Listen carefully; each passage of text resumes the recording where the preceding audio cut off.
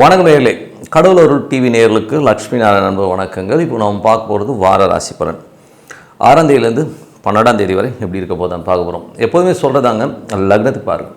ராசிக்கு பார்க்குறத விட லக்னத்துக்கு பார்க்குறது ரொம்ப சூப்பராக இருக்கும். உதாரணமாக லக்னங்கிறது உங்கள் ஜாதகத்தில் லான்னு போட்டிருக்கோம், அதை எடுத்துக்கோங்க. ஓகேங்களா? உதாரணமாக ஒரு விருச்சிக ராசி ஒரு மகர லக்னம்னா நீங்கள் விருச்சிக ராசிக்கான பலன்களை பார்க்குறது மகர ராசிக்கான பலன்களை பார்க்கும்போது அது ரொம்ப சூப்பராக இருக்குங்க. அது பர்ஃபெக்டாக இருக்கும். முதல்ல வர்றது பொது பலன்கள், அதுக்கப்புறம் தசா புக்தி பலன்கள். உங்கள் ஜனனகால ஜாதகத்தில் என்ன தசா புக்தி அந்தரங்கள் வருதோ அதை மிங்கிள் பண்ணி பாருங்கள், ரொம்ப பர்ஃபெக்டாக இருக்கும். வீடியோட எண்டில் ஒரு நல்ல ஒரு மேட்டர் டிப் ஆஃப் த வீக்காக இருக்குது, மறக்காமல் பாருங்கள். கும்பராசி. கும்பராசிக்கு பார்த்திங்கன்னா உங்களது ராசி அதிபதி சனி. சனி பார்த்திங்கன்னா 2ல் இருக்கார். பேசும்போது கொஞ்சம் கவனமாக பேசுவோம், கொஞ்சம் ரஃபாக இடவிடமாக பேசுகிறதெல்லாம் கொஞ்சம் அவாய்ட் பண்ணிக்கிறது ரொம்ப நல்லது. குடும்பத்தில் உள்ள நபர்கள் கொஞ்சம் சூடாக்குவாங்க, ஸோ அதையும் கொஞ்சம் கேர்ஃபுல்லாக பார்த்துக்கிறது ரொம்ப நல்லது. 2ஆம் அதிபதியான குரு 5ல். ஸோ 2-11ஆம் அதிபதி குரு 5ல் இருக்கும்போது சுப நிகழ்ச்சிகள் நடக்கிறதுக்கான வாய்ப்பு எல்லாமே ரொம்ப சுபமாக இருக்கும்.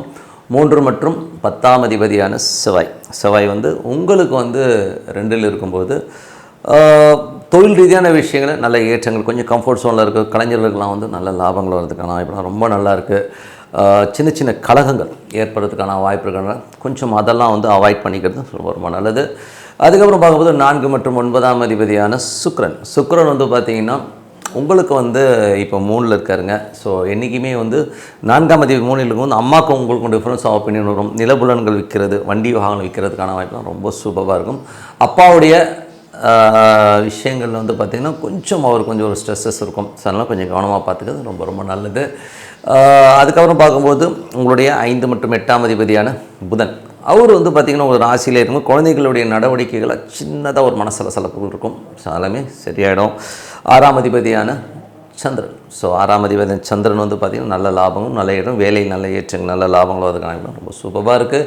7ஆம் அதிபதியான சூரியன் 2ல் இருக்கும்போது சுப நிகழ்ச்சி நடக்கிறதுக்கான வாய்ப்புகள் ரொம்ப சூப்பராக இருக்குது. நல்ல அடுத்த கட்டத்துக்கு முன்னேறதுக்கான வாய்ப்புகள் எல்லாமே சூப்பராக இருக்குங்க. 8ஆம் அதிபதியான புதன் உங்களுக்கு பார்த்திங்கன்னா என்ன மாதிரி விஷயங்களை பண்ணும். ஸோ 8ஆம் அதிபதியான புதன் பார்த்திங்கன்னா உங்களுக்கு ராசியிலே இருக்கும்போது கொஞ்சம் எமோஷன்ஸ் கொடுக்கும். தேவையில்லாத விஷயங்கள், தேவையில்லாத ஒரு விஷயத்தினால ஒரு மன உளைச்சல் இருக்கிறதுக்கான வாய்ப்பு இருக்கும். இது ஒரு வாரம் தான் இருக்கும், அதுக்கப்புறம் எல்லாமே சரியாயிடும்.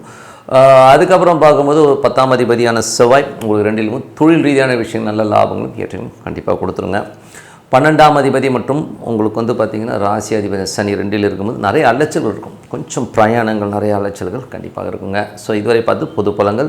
இவ பார்க்கும்போது தசாபுக்தி பலன்கள். கும்ப லக்னமாக இருந்து சூரியன் தசாபுக்தியன்கள். சூரியன் இப்போ 2ல் இருக்காருங்க. சுப நிகழ்ச்சி நடக்கிறதுக்கான வாய்ப்புகள், நல்ல ஒரு சந்தோஷங்கள், குதூகலங்களாக இருக்கிறதுக்கான வாய்ப்பு ரொம்ப நல்லா இருக்குது. சின்னதாக எமோஷன்ஸ் இருக்கும், பட் இருந்தாலும் அதெல்லாம் கிளியர் ஆகிடுங்க. கும்பலக்னமாவது சந்திரன் தசாபுத்தி அந்தரங்கள். சந்திரன் பார்த்திங்கன்னா உங்களுக்கு 6ஆம் அதிபதி, சிறப்பான வேலை, நல்ல ஏற்றங்கள், நல்ல லாபங்கள், சந்தோஷங்கள், குதூகலம் எல்லாமே சூப்பராக இருக்குங்க. கும்பலக்னமாக இருந்து செவ்வாய் தசாபுத்தியங்கள். செவ்வாய் பார்த்திங்கன்னா ஒரு 3-10ஆம் அதிபதி 2ல் இருக்கும்பொழுது கொஞ்சம் கவனமாக இருக்கணும். அதாவது சின்ன சின்ன கலகங்கள் இருக்கும். யாராச்சும் ஏதாச்சும் சொல்கிறாங்கன்னா அதை மைண்டில் வச்சுக்கிட்டு அதனால் ஒரு டென்ஷன் ஆகிறதெல்லாம் கொஞ்சம் அவாய்ட் பண்ணிக்கிறது ரொம்ப நல்லது. அதுக்கப்புறமா கும்பலக்னம் ராகு தசாபுத்தி. ராகு ராசியிலே இருக்கும். ஒரு எமோஷன்ஸோ ஒரு படபடன்னு ஒரு டென்ஷன் ஆகிறதெல்லாம் இருக்கும். கொஞ்சம் புத்தி கர்வம் அதிகமாக இருக்கும். ஏன்னா புதனும் அங்கே இருக்கும்போது அந்த மாதிரி விஷயங்கள் இருக்கும். அதனால் இந்த எமோஷன்ஸை தடுத்து நிப்பாட்டணும். அது மட்டும் இல்லை, யோசிக்கணும். எது பேசுகிறதா இருந்தாலும் கொஞ்சம் யோசித்து பேசுகிறது ரொம்ப நல்லது. கும்ப லக்னமாக இருந்து குரு தசாபுத்தி அந்தரங்கள். குரு பார்த்திங்கன்னா 5ல் இருக்காங்க. 2-11ஆம் அதிபதி 5ல் இருக்கும்போது குழந்தைகளோட சுப நிகழ்ச்சிகள், சந்தோஷங்கள், குதூகலங்கள் எல்லாமே நடக்கிறதுக்கான ரொம்ப சுபமாக இருக்குது. கும்ப லக்னமாக இருந்து சனி தசாபுத்தி அந்தரங்கள். சனி 2ல் இருக்காருங்க. ஸோ 2ல் இருக்கும்போது குடும்பத்திற்காக நிறைய செலவு பண்ணுறது, கொஞ்சம் செலவுகள் ஜாஸ்தியாகிறதுக்கான வாய்ப்புகளை கண்டிப்பாக ஏற்படுத்தும். கும்ப லக்னமாக இருந்து புதன் தசாபுத்தி அந்தரங்கள். புதன் 5-8ஆம் அதிபதி ராசியில் குழந்தைகளோட நடவடிக்கைகளை சின்ன ஒரு சலனங்களோ ஒரு ஸ்ட்ரெஸ்ஸஸ் இருக்கும், அதுக்கப்புறம் எல்லாமே சரியாயிடும். கும்ப லக்னமாக கேது தசாபுத்தி. கேது 7ல் இருக்கும்போது கணவன் மனைவிகளும் சின்ன ஒரு கிளாஷஸ் அப்பப்போ போகும். பட் இருந்தாலும் ஒரு கொஞ்சம் பிரார்த்தனை பண்ணிக்க. துணி தானம் பண்ணுறது தான் இதுக்கான பரிகாரம். ஏதாச்சும் கிளாஷஸ் வர மாதிரி ஏதாச்சும் யாருக்காச்சும் ஒரு துணி வாங்கி கொடுங்க, கண்டிப்பாக இதில் ரிலாக்ஸ் ஆகிடுவீங்க. கும்பலக்னமாக சுக்கிர தசாபுத்தி அந்தரங்கள். சுக்கிரன் பார்த்திங்கன்னா உங்களுக்கு இப்போ 3ல் இருக்காருங்க. 4ஆம் அதிபதி 3ல் இருக்கும்போது அம்மாவுக்கு உங்களுக்குமே ஒரு டிஃப்ரென்ஸ் ஆஃப் ஒப்பீனியனோ ஒரு ஸ்ட்ரெஸ்ஸஸோ வரும். நிலபுலன்கள் விற்கிறதுக்கான ரொம்ப சூப்பராக இருக்குங்க. மற்றபடி என்னங்க, என்னை பொறுத்தவரை நல்ல ஒரு பிரார்த்தனை, அதை ஏதாவது ஒரு சாமியை நினச்சி ஒரு நல்ல ஒரு பிரார்த்தனை பண்ணும்போது கண்டிப்பாக நம்ம அடுத்த லெவலில் போகிறதுக்கான ரொம்ப சிறப்பாக இருக்குது. Tip of the week. So tip of the வீக்கில் பார்த்திங்கன்னா குரு கேது. ஸோ குரு கேதுங்கிறது வந்து பார்த்திங்கன்னா நிறைய ஜாதகங்கள் தொடர்புகள் இருக்கும். ஸோ குரு கேது நட்சத்திரத்தில் இருக்குது, குருவும் கேது ஒன்றா இருக்குது, குரு கேது பார்வையில் இருக்குது, இந்த மாதிரி விஷயங்களும் குரு அந்த மாதிரி தொடர்பு இருக்கவங்களுக்கு வந்து ஒரு கிளாரிட்டி இருக்காது. நெக்ஸ்ட் ஸ்டெப் என்ன பண்ண போகிறோன்றதுல வந்து ஒரு சின்ன கன்ஃபியூஷன்ஸ் இருந்துகிட்டே இருக்கும். ஓகேங்களா? ஸோ அது மட்டும் இல்லை, கடன்கள் சில பேருக்கு வந்து பார்த்திங்கன்னா நிறைய கடன்கள் இருக்கும். உடல் உபாதைகளை கொடுக்குற ஒரு சில விஷயம் இந்த இதில் ஏதாவது ஒன்று இருக்கும், எல்லாமே இருக்காது, ஏதாவது ஒன்று இருக்கும். ஸோ அப்போது நீங்கள் என்ன பண்ணணும் அப்படின்னா, என்னை பொறுத்தவரை அந்த மாதிரி ஒரு குரு கேது காம்பினேஷன் இருக்கவங்க கண்டிப்பாக பௌர்ணமி நீங்கள் வந்து கம்பல்சரி வந்து ஒரு சித்தர் சமாதிகளுக்கு போய் வழிபாடு பண்ணுறதே வழக்கமாக வச்சுக்கணும். லைஃப் டைம் ஃபுல்லாக வந்து நீங்கள் ஒரு சித்தர் சமாதிகளுக்கு போய்ட்டு வழிபாடு பண்ணும்போது கண்டிப்பாக நம்ம அடுத்த லெவல் போகிறதுக்கான வாய்ப்புகளை கண்டிப்பாக கொடுக்கணும். ரொம்ப சூப்பராக இருக்கும். உங்களுடைய லைஃப் ஜேர்னி வந்து டோட்டலாக சேஞ்ச் ஆகிறதை நீங்கள் பார்க்க முடியும்.